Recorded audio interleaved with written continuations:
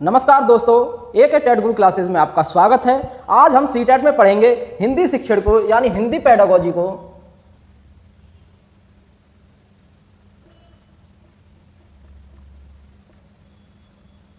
Hindi pedagogy पढ़ेंगे। Hindi pedagogy यानी कि किसी भी भाषा की जो पेडागोजी है, भाषा ज्ञान की जो पेडागोजी है, भाषा ज्ञान में जैसे कि हिंदी, संस्कृत, इंग्लिश, उर्दू आदि जितनी पेडागोजी है, इन भाषाओं की, आदि भाषाओं की जितनी पेडागोजी है वो समझ लीजिए सीधी सीधी भाषा के ऊपर, भाषा प्रयोग पर है। भाषा को हम कैसे सीखें, भाषा प्रयोग पर है। भाषा को हम कैसे ग्रहण करें, भाषा को हम कैसे अभिव्यक्त करें, इन सभी के 4 कौशल होते हैं।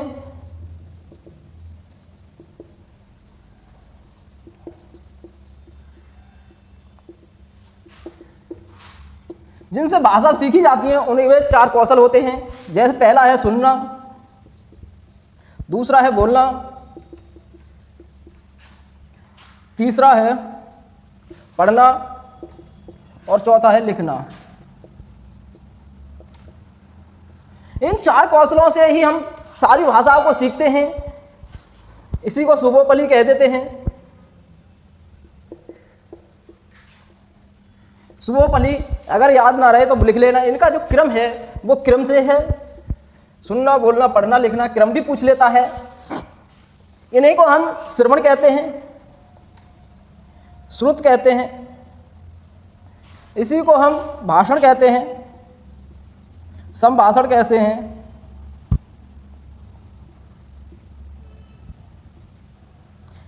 वाक कहते हैं। इसी को हम श्रोता कहते हैं। संस्कृत की अगर बात करें तो श्रोता आएगा, श्रवण आएगा, श्रुत आएगा। इसी को हम अर्थ ग्रहण कहते हैं, अर्थ या भाव ग्रहण। ये ग्रहणात्मक है, ये अभिव्यक्तात्मक है। इसी को लेखन कहेंगे, इसी को उत्पाद कहेंगे, इसी को आयात कहेंगे, निर्यात कहेंगे।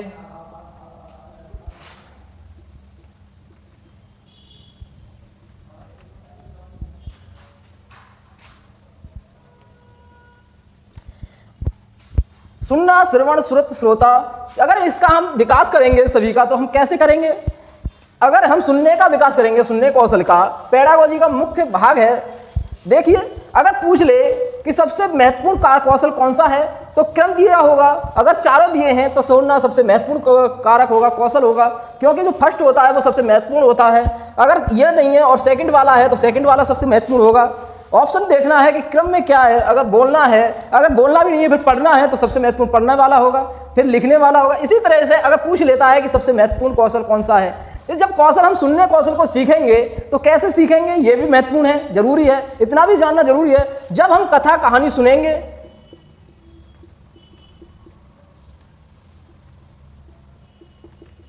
कथा कहानी सुनेंगे यानी कि जो श्रोता होगा उसका कौशल बढ़ेगा।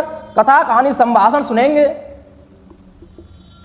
संभाषण से एक तो जो वक्ता है यानी बोलने वाला है उसका कारक अच्छा हो रहा है, और जो इसे सुनेगा उसका सुनने कौशल अच्छा होगा। यानी जो कथा कहानी आदि, नाटक आदि सुन करके, अनुभव सुन करके कोई अपने अनुभव बता रहा है, वास्तविक जीवन की घटना बता रहा है, तो जो सुनेगा उसका कौशल बढ़िया होगा और जो बोलेगा उसका भाषण बढ़िया होगा, यानी बोलने वाला कौशल अच्छा होगा। अगला है, इसी का अगला बोलना। बोलना जो कौशल है, इसे अगर हम विकसित करेंगे तो कैसे करेंगे? जितना ज्यादा बोलेंगे,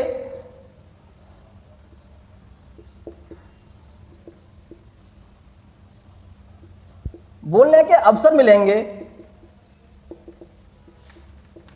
उतना ही ज्यादा निखार आएगा, उतना ही ज्यादा हमें अच्छी बोलने जो प्रक्रिया है, वाक प्रक्रिया है, संभाषण प्रक्रिया है, वो अच्छी होगी। जितनी कथा बोलेंगे, नाटक बोलेंगे, कहानी बोलेंगे, अपने अनुभवों का व्यक्त करेंगे।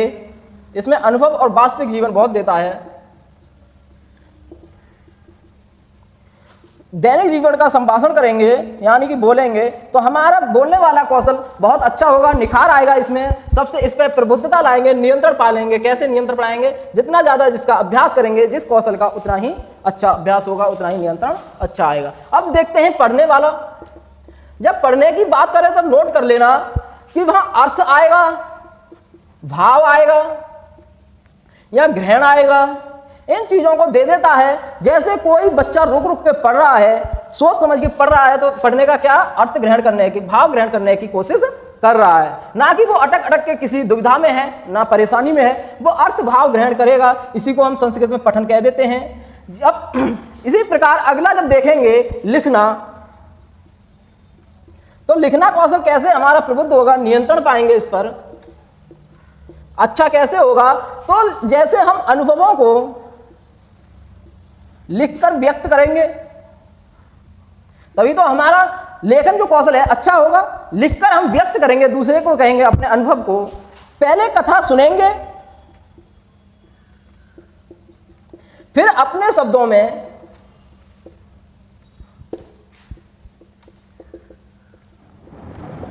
में लिखेंगे, तो हमारा कौशल कैसा होगा, बहुत बेहतरीन हो जाएगा। जब किसी कथा को, संभाषण को हम सुनेंगे, किसी के विचारों को हम सुनेंगे, और उन्हें अपने शब्दों में व्यक्त करना, अपने शब्दों में लेखन करना, तभी तो हमारा लेखन कौशल अच्छा होगा। इस पर नियंत्रण पाएंगे जब हम अपने शब्दों में लिखना शुरू कर देंगे। जैसा का तैसा लिखेंगे तो हमारा कोई लेखन में वृद्धि नहीं है। उसी को कहते हैं कि जब नकल कराते हैं तो वो बिल्कुल गलत है। अगर हम श्रुत लेख लिखवाते हैं, श्रुत लेख इसीलिए गलत है क्योंकि जैसा है वैसा ही लिख देते हैं, जैसा बोल रहा है वैसा ही लिख देते हैं। श्रुत लेख को अगर सुनकर के अपने अनुभव के अनुसार, अपनी भाषा में, अपने भाषा के शब्दों में अगर हम लिखेंगे तो हमारा श्रुत लेख भी अच्छा होगा। अपने स्वयं की भाषा में लिखना है, स्वयं के शब्दों में लिखना है, स्वयं के अनुभव। जैसे किसी ने कथा सुनाई, जैसे कि उस गांव में नाली है, तालाब है, आदि आदि कथा सुनाई, तो बच्चा अपने अनुभव के, जो अनुभव किया है उसी प्रकार लिखे, अनुभव के द्वारा लिखे, तो बच्चे का लेखन कौशल अच्छा होगा। कोई भी कौशल हो, अगर अनुभव से कर रहा है, अपने अनुभव द्वारा कर रहा है, तो सबसे अच्छा कौशल होगा। चलिए थोड़ा और देखते हैं पेडागोजी के बारे में। यदि हम भाषा का आकलन करते हैं,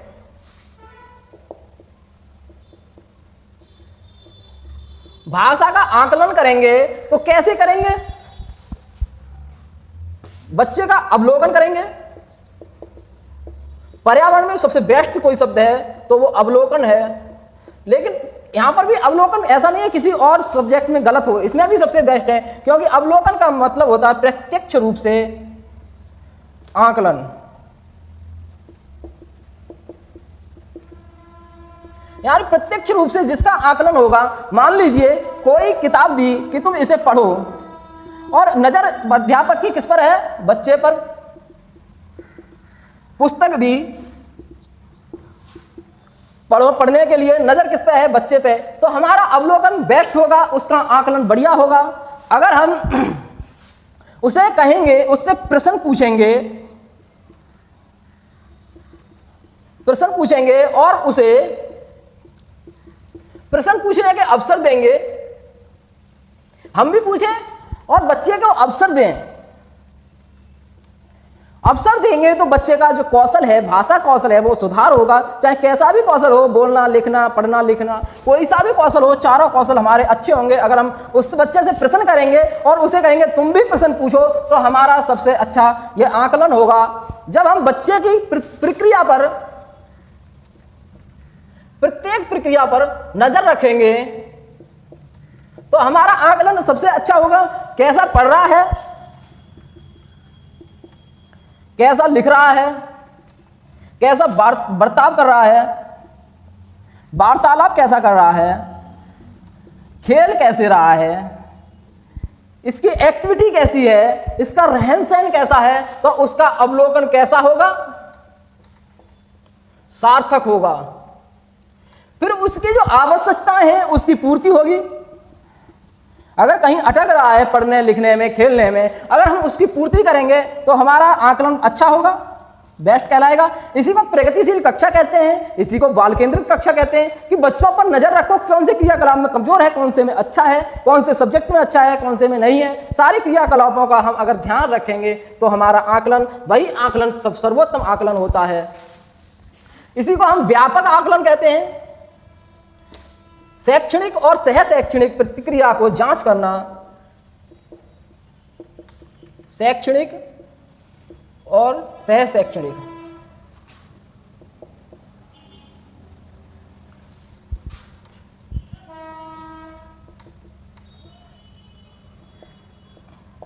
प्रक्रिया का अवलोकन, ये सबसे अच्छा व्यापक जो आकलन है, सबसे अच्छा है। इसी को हम कहेंगे पोर्टफोलियो जो आकलन है उसके बच्चों की गतिविधियों का नजर रखा जाता है। इसे बच्चे और अध्यापक दोनों करते हैं।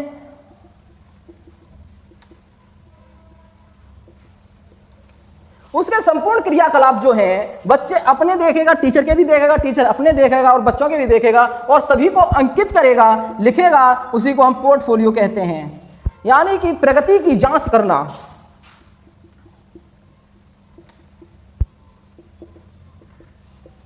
प्रगति का आकलन करना या जांच करना ही पोर्टफोलियो कहलाता है कि उसे क्या क्या प्रगति कर रहा है, कौन से सब्जेक्ट में, कौन से खेल में, कौन से क्रियाकलाप में कैसी प्रगति कर रहा है, उसी का आकलन करना ही पोर्टफोलियो कहलाता है। चलिए और देखते हैं भाषा के बारे में। जब भाषा की बात करेंगे तो भाषा के सभी कौशल अंतः संबंधित होते हैं।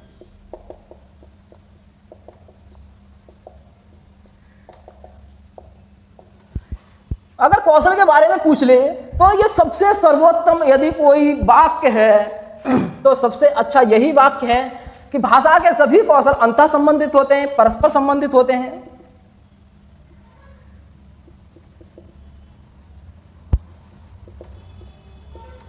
परस्पर संबंधित होते हैं। भाषा के जो कौशल हैं, दूसरे नंबर की अगर हम बात करें तो भाषा के कौशल एक एक करके सीखे जाते हैं।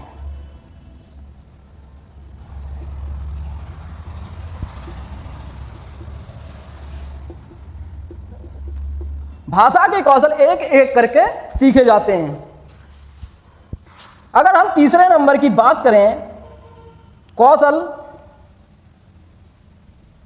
सबसे इंपॉर्टेंट, अगर ये नहीं हो तो ये होगा, ये नहीं होगा तब ये होगा। भाषा के कौशल क्रम से सीखे जाते हैं।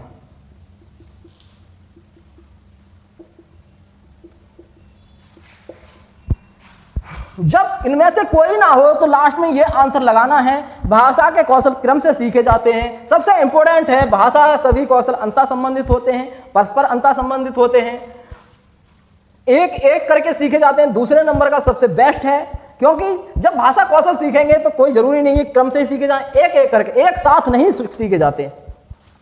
जब एक साथ की बात करें, एक साथ नहीं सीखे जाते। एक बार में एक कौशल ही सीखा जाता है, लिखना पढ़ना। लिखना पढ़ना हो सकता है, लेकिन अगर कहें कि एक साथ सीखे जाते हैं चारों, तो ऐसा नहीं है। जैसे मान लीजिए एक साथ एक बोल रहा है, दूसरा सुन रहा है, वही सुन रहा है, वही बोलेगा, वही सुनेगा। एक साथ ऐसा कर सकता है, एक बोलेगा, एक सुनेगा, तब ये होगा। चारों कौशल एक साथ नहीं सीखे जाते, ज़्यादा से ज़्यादा दो एक साथ सीखे जा सकते हैं। जैसे कि लिखना, लिख रहा है और पढ़ भी रहा है साथ में, पढ़ के लिख रहा है, तो हो सकता है। सुन रहा है, बोल रहा है, तो ऐसा नहीं हो सकता कि सुनेगा भी बोलेगा भी। इसीलिए ये कहते हैं कि अंतः संबंधित तो होते हैं चारों, ये मुख्य है। एक एक करके सीखे जाते हैं, ये भी सही है, बेस्ट है, लेकिन क्रम से सीखे जाते हैं, ये भी सही है। लेकिन तीसरे नंबर का एक साथ नहीं सीखे जाते हैं, इसे सदैव ध्यान रखना, एक ही प्रकार से नहीं सीखे जाते हैं। चलिए आगे देखते हैं भाषा पेडागोजी के बारे में। जब भाषा पेडागोजी की बात करें तो थोड़ी सी बात और ध्यान रखना कि जब व्याकरण की बात आए तो व्याकरण शब्द अगर हम आएगा, डायरेक्ट आएगा तो नेगेटिव होगा। अगर व्याकरण शब्द की बात करें, इस पर नियंत्रण की बात आए, भाषा की नियंत्रण की, परिपक्वता की, प्रवाह की, तेजी की, त्वरित की। ऐसे शब्द आए तो व्याकरण आंसर होगा, क्योंकि भाषा में अगर नियंत्रण पाना होगा तो व्याकरण से पाएंगे, व्याकरण के द्वारा पाएंगे। किसी भी चीज की, किसी भी भाषा पर अगर हम नियंत्रण पाएंगे तो उसके व्याकरण से ही पाएंगे। जैसे साइंस का मान लीजिए, अगर साइंस हम पढ़ लिए और हम परिपक्वता पानी है तो उसके सूत्रों से हमें परिपक्वता पाएंगे। व्याकरण भी कैसे अगर हम परिपक्वता पाएंगे व्याकरण पर भी, तो हम सूत्रों से पाएंगे, पाणिनि के सूत्रों से परिपक्वता पाएंगे। अष्टाध्यायी एक नामक ग्रंथ है, उससे हम इस पर व्याकरण पर परिपक्वता पाएंगे। परिपक्वता पाने के लिए हमें व्याकरण की जरूरत है, और व्याकरण भी परिपक्वता पाने के लिए हमें पाणिनि के ग्रंथ की जरूरत है। चलिए, तेजी लाने के लिए, प्रभा लाने के लिए हमें व्याकरण की आवश्यकता पड़ेगी। जितनी अच्छी व्याकरण होगी उतनी अच्छी तेजी होगी, उतना अच्छा प्रभाव होगा। तेजी की बात करें तो व्याकरण, त्वरित की बात करें, तुरंत यानी तेजी होता है ये। भाषा में तुरंत लाने के लिए हमें व्याकरण की जरूरत पड़ती है। चलिए, जब तेजी की बात करें, प्रभा की बात करें, तो अगर पॉजिटिव कोई आंसर नहीं है तो पढ़ने की जब बात करें, पढ़ना कौशल की बात करें, अर्थ भाव नहीं है, तो समझ लीजिए प्रभा की बात कर रहा है कि उसके प्रभा कैसा होना चाहिए, तो हमारा आंसर प्रभा हो जाएगा। ये याद रखना, पढ़ने लिखने की बात करें, अर्थ और ग्रहण और ये भाव नहीं है तो समझ लेना वो प्रभा की बात कर रहा है। चलिए, अब आगे हम क्वेश्चनों को देखते हैं। बहुत महत्वपूर्ण क्वेश्चन हैं जो आए हुए हैं। चलिए शुरू करते हैं पहले क्वेश्चन के साथ। कहानी, कविता, गीतों और नाटकों के माध्यम से बच्चे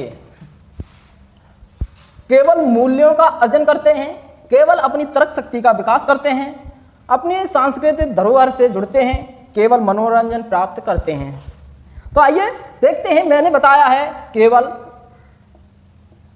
मात्र ही, ऐसे शब्द आ जाए तो बिल्कुल नेगेटिव होते हैं।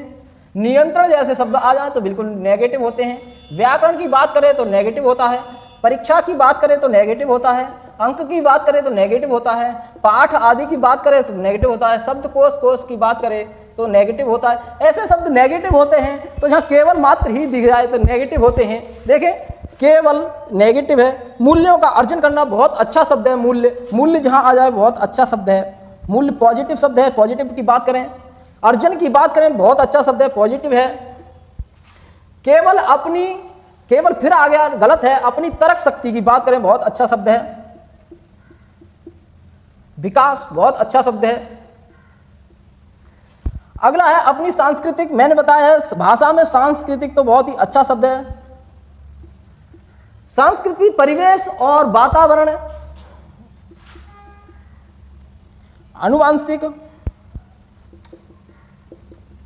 ऐसे शब्द आ जाए। परिवेश, बहुत अच्छे शब्द हैं, बहुत ज़्यादा ही अच्छे शब्द हैं। इनसे अगर हम इनके द्वारा अगर हम पढ़ेंगे, ऐसी चीज़ों को करके हम पढ़ेंगे तो बहुत अच्छा सीखने को मिलता है, बहुत अच्छा अधिगम होगा। मनोरंजन,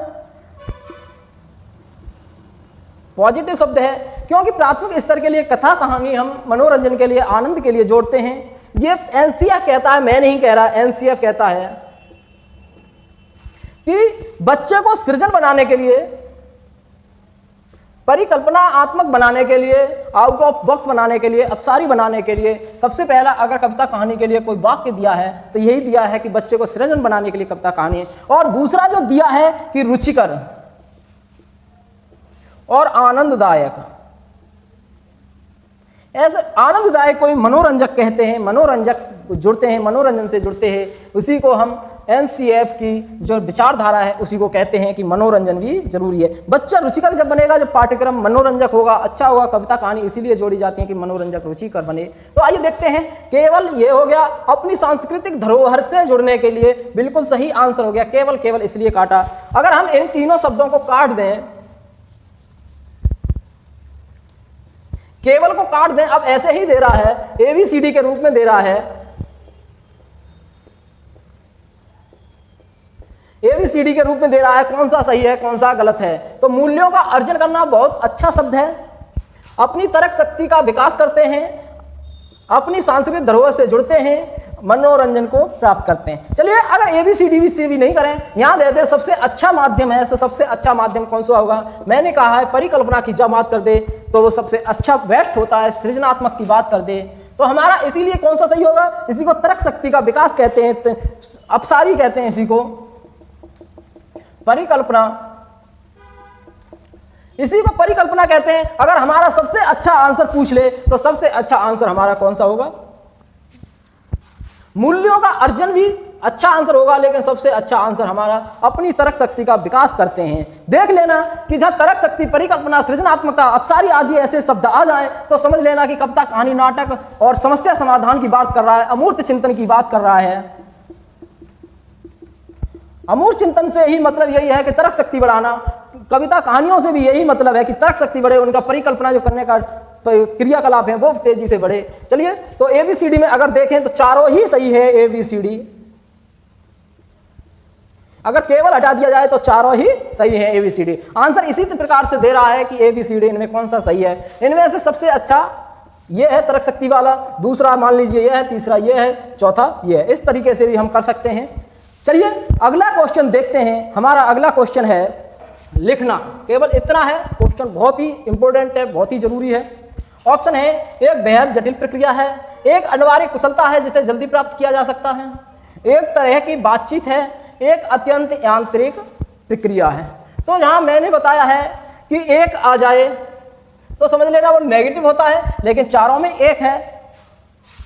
जटिल की बात करें तो नेगेटिव होता है, कठिन की बात करें नेगेटिव होता है, जटिल कठिन की बात करें, नियंत्रण की बात करें तो समझ लेना कठिन, बहुत ही गलत नेगेटिव शब्द हैं।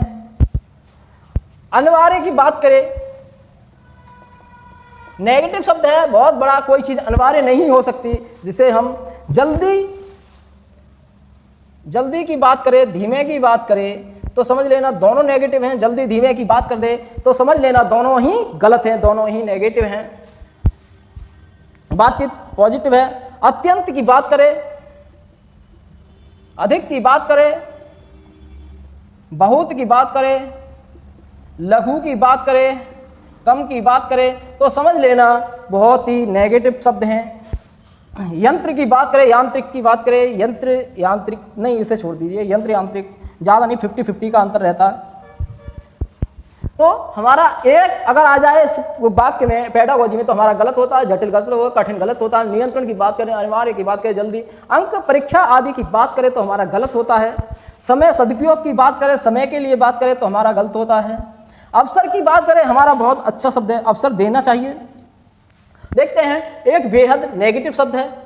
बेहद यानी बहुत की बात कर रहा है, मैंने काट दिया, बहुत। जटिल की बात कर रहा है, बहुत गलत है। एक अनिवार्य की बात कर रहा है, गलत शब्द है। एक तरह की, इसमें एक, ये तो इसमें आ ही रहे हैं नेगेटिव, एक तो जहाँ एक की बात करते हैं नेगेटिव शब्द है। एक तरह की बातचीत है, बातचीत बहुत पॉजिटिव शब्द है। वार्तालाप, चर्चा, परिचर्चा, वाद विवाद, ऐसे शब्द आ जाएं, परस्पर समूह बनाकर,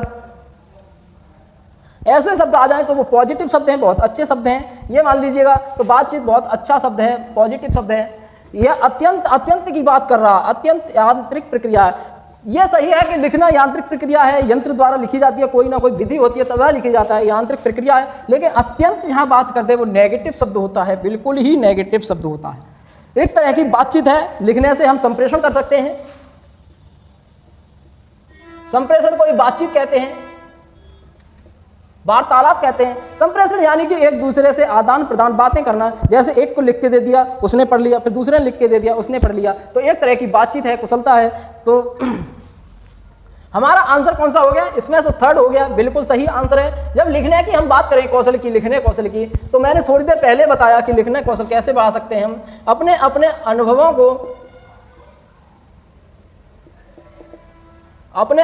को लिखकर व्यक्त करना सबसे अच्छा ऑप्शन होगा अगर कहीं आ जाए। अपने कथा कहानी सुनकर अपने शब्दों में लिखें तो हमारा बहुत किसी चीज को सुनकर या पढ़कर, किसी चीज को सुनकर पढ़कर अपने शब्दों में लिखकर, अपने शब्दों में व्यक्त करना, लिखकर व्यक्त करना, ये सबसे अच्छा लेखन कौशल कहलाएगा। चलिए अगला क्वेश्चन देखते हैं। हमारा अगला क्वेश्चन है, वाइगोत्स्की के विचारों पर आधारित कक्षा में ... पर सबसे अधिक बल दिया जाता है। तो ऑप्शन है कविता दोहराने पर, कहानी सुनने पर, कार्यपत्रों पर, परस्पर अंतःक्रिया पर। कौन सा शब्द अच्छा होगा अगर वाइगोत्स्की का देखें तो? शब्द ज़्यादातर यानी कि 60% क्वेश्चन अगर हम मनोवैज्ञानिकों के भी लेंगे तो हमारे नेगेटिव पॉजिटिव से हो जाते हैं, ये याद रखना। यानी 60% क्वेश्चन अपने आप लगभग हो जाते हैं। देखते हैं कविता दोहराने पर, दोहराने की जब बात करें वो नेगेटिव होता है, मैंने बताया है। कहानी सुनना अच्छी बात है लेकिन उससे श्रवण कौशल बढ़ेगा, कहानी सुनेंगे तो हमारा श्रवण कौशल बढ़ेगा। कार्यपत्रकों की जहाँ बात करें उसे काट देना नेगेटिव होता है कार्यपत्रक। जहाँ कार्यों की बात करें, कैसे कार्य करने हैं कैसे नहीं करने हैं, ऐसे कार्य वो शिक्षक के लिए होता है, कार्यपत्रक बनाते हैं शिक्षक। परस्पर अंतःक्रिया, चलिए देखते हैं थोड़ा वाइगोत्स्की को। इन्होंने सामाजिक सांस्कृतिक विकास सिद्धांत दिया है। सामाजिक सांस्कृतिक विकास सिद्धांत यानी कि समाज और संस्कृति से विकास होता है बच्चे का। इन्होंने इसी को कहेंगे परस्पर अंतःक्रिया विकास सिद्धांत, कि आपस में मेल जोल करके समूह बनाकर आपस में सीख करके जो बच्चा कार्य करता है उसी को विकास सिद्धांत कैसे ऐसे ही विकास होता है कि आपस में एक दूसरे के परस्पर अंतःक्रिया कर करके एक दूसरे से बातचीत करके एक दूसरे की सहायता लेकर के हम जो कार्य करते हैं तभी बच्चे का विकास होता है। यानी कि सहायता बहुत ही अच्छा, इनका सहयोग बहुत ही अच्छा। परस्पर समाज संस्कृति भाषा, इन्होंने ये 3 कारक दिए हैं, समाज संस्कृति और भाषा। सीखने के बच्चे के विकास के 3 कारक दिए हैं, समाज और संस्कृति और भाषा से सहायता सहयोग परस्पर करके आपस में सहायता करके परस्पर सहायता करके आपस में अंतःक्रिया करके समाज संस्कृति से सीख करके विकास किया जाता है। चलिए थोड़ा और देखते हैं। इन्होंने एक सिद्धांत दिया है MKO। मैं इसलिए पढ़ा रहा हूँ, कोई ज़रूरी नहीं है मैं कह दूँ केवल परस्पर आ जाए वो आ जाए तो समझ लेना ये आंसर हो गया। समूह आ जाए, सहयोग आ जाए और परियोजना ऐसी चीज़ें आ जाए तो समझ लेना। खेल आ जाए, खेल को भी इन्होंने महत्व दिया है क्योंकि परस्पर आपस में संबंध बनते हैं खेल से। चलिए मैं ये बता रहा था MKO, ज़्यादा ज्ञानी दूसरा, मोर नॉलेजेबल अदर। चलिए ज़्यादा ज्ञानी दूसरा, इसका मतलब हुआ छोटा साथी बड़ा। ये कोई भी हो सकता है, ज़्यादा ज्ञानी कोई भी हो सकता है। मान लीजिए हमने पूछा कहीं हम जा रहे हैं और हमें रास्ता नहीं पता है और छोटा मिल जाए उसे पता है, तो उस समय वो हमसे ज़्यादा ज्ञानी है। उससे अगर हम सहायता लेंगे, सहयोग लेंगे, यानी हर जगह सहयोग की बात करेगा, सहायता की बात करेगा, परस्पर अंतःक्रिया की बात करेगा। जब हम दूसरे से सहायता लेंगे चाहे वो छोटा हो, मान लीजिए अगर साथी है और हमें कोई चीज़ें नहीं आ रही हैं, एक दिन हम क्लास में नहीं गए और शिक्षक ने बता दिया तो साथी से हम पूछेंगे, उस समय वो MKO है, यानी ज़्यादा ज्ञानी दूसरा है। सदैव जो MKO पद्धति है वो ज्ञानी में बनेगी, यानी कि चाहे वो कितना भी ज्ञानी क्यों ना हो। जैसे मान लीजिए हम कहीं जा रहे हैं, अलीगढ़ ही जा रहे हैं और हमें नरौरा तक का या अतरौली तक का रास्ता पता है और जिससे हम पूछ रहे हैं उसे भी नरौरा तक का रास्ता पता है, तो हमारा ये नहीं हो पाएगा, हमारा ज्ञान वृद्धि नहीं हो पाएगा। चाहे हमसे बड़ा क्यों ना हो, अगर वो हमारे बराबर ज्ञान जानता है, नरौरा तक की रास्ता जानता है, तो हम क्या MKO ज़्यादा ज्ञानी हो जाएगा? नहीं होगा।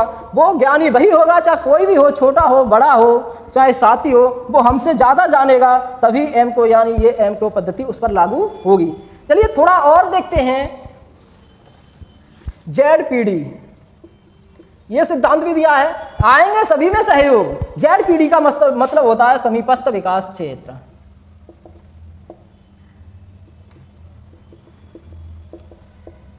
समीपस्थ का मतलब होता है हम समीप पहुंच गए। जैसे हमें यहाँ का रास्ता पता है, यहाँ का रास्ता पता और हमें पहुँचना है, यहाँ पर है हमारा पॉइंट और यहाँ तक हम पहुँच गए। अब हमें आगे का रास्ता नहीं पता है तो यहाँ पर जो ज्ञान सहायता ली जाएगी, सहयोग लिया जाएगा, वही ZPD कहलाएगी। ZPD मध्य में यहाँ पहुँचने के यानी पहुँचने से पहले बनती है ZPD। मदद लेने वाले में बनती है जेड पीढ़ी। जो मदद ले रहा है उसमें जेड पीढ़ी बनेगी सदैव, और ये स्थायी ज्ञान होगा। अब हम हमेशा यहाँ अगर हमने पूछ लिया तो हमेशा कभी भी पूछने की जरूरत नहीं पड़ेगी हमें। कहीं एकदम जाएंगे, कहेंगे हमने यहाँ पूछा था, हमें पता है, हम आगे को चले जाएंगे। इसलिए ये स्थायी ज्ञान है। और अगला जब देखें हम, जबकि यानी कि मध्य में लिया जाएगा जो ज्ञान सहायता, उसी को हम जेड पीढ़ी कहेंगे। चलिए थोड़ा सा और देखते हैं इनके बारे में। पूरा सिद्धांत लगभग मैंने पढ़ा दिया। स्कैप फोल्डिंग, इसी को हम ढांचा कहेंगे, नींव कहेंगे, वर्तमान सहायता कहेंगे, शुरुआती सहायता कहेंगे। जैसे मान लीजिए अब हमें घर से निकलने का रास्ता बिल्कुल भी नहीं पता है। शुरू में हमने जो ज्ञान लिया, वर्तमान में जो हमने ज्ञान लिया, उसी को हम स्कैप फोल्डिंग कहेंगे। ये अस्थायी होती है, इसे भूल भी सकते हैं। जैसे हम यहाँ से गुन्नौर से निकले, गुन्नौर चौराहे से अलीगढ़ के लिए, अब हमें आगे नरोरा तक की भी रास्ता नहीं पता है। हमने बता दिया कि यहाँ से नरोरा जाना, यहाँ से बस स्टैंड पे जाना, बस स्टैंड से नरोरा की बस, नरोरा से अलीगढ़ की बस, ऐसे पकड़ना, अतरौली पड़ेगा, वो पड़ेगा, तो हम सारी चीज़ें भूल जाएंगे। जब हम बिल्कुल समीप पहुँचेंगे, यानी जेड पीढ़ी बनाएंगे, समीप पहुँचेंगे, तब कोई सहायता लेंगे, हमारी वो स्थायी रहेगी। शुरुआती ज्ञान कोई स्थायी नहीं रहेगा। इसी में से वाइगोत्स्की में से लगभग 5 क्वेश्चन आते हैं, लगभग कम से कम 5 क्वेश्चन, और केवल इन्हीं चीजों को पूछता है। व्यक्तिगत वार्ता किसे कहते हैं? जब व्यक्तिगत वार्ता से क्वेश्चन आता है, मैंने यानी वाइगोत्स्की को पढ़ा रखा है, उन्हें सब देख लीजिए। व्यक्तिगत वार्ता से सीटेट में क्वेश्चन पूछता है। सीटेट में क्वेश्चन इसे पूछता है व्यक्तिगत वार्ता से कि एक बच्ची है और बड़बड़ आ रही है, यानी अपने से ही बातें कहेंगे तो उसे क्या कहेंगे? तो उसे कहेंगे व्यक्तिगत वार्ता। ये सारी चीजें बस इतना ही सीटेट में आता है इनसे, वाइगोत्स्की से।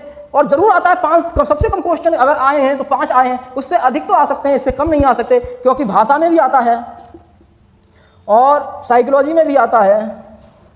इन सब में आता है, तो समझ लीजिए 5 क्वेश्चन क्या मायने रखते हैं। भाषा में संस्कृत के में भी आता है, और इंग्लिश में भी आता है, और हिंदी में भी आता है, यानी 5 सबसे कम क्वेश्चन, अधिक कितने भी आ सकते हैं। चलिए आज के लिए इतना ही। लाइक करें, कमेंट करें, सब्सक्राइब करें। धन्यवाद।